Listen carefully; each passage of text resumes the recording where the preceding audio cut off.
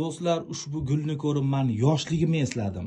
Yoshlikka qaytgim keladi degan Xurshid Rasulovning qo'shig'i esimga tushdi.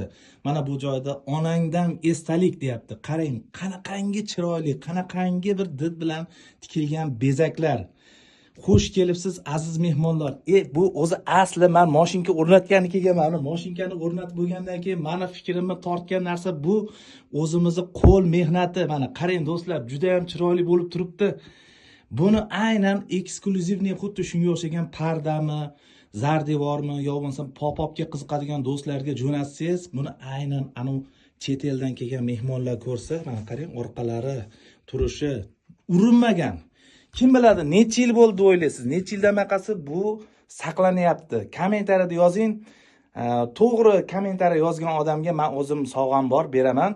Agar ushbu eksklyuzivniy esdalik narsani xarid qiladiganlar bo'lsa, sotib olishingiz ham mumkin. Telefon raqamlarini men kommentariyada yozib qoldiraman. Alloh 99 ta ismi, Alloh rozi bo'lsin. Shuni ko'rib like bosganlarga va uni orqasida baxtli bo'ling. Baxtli bo'ling deb eslayinda bo'lsa, gilamlarga yozilardi.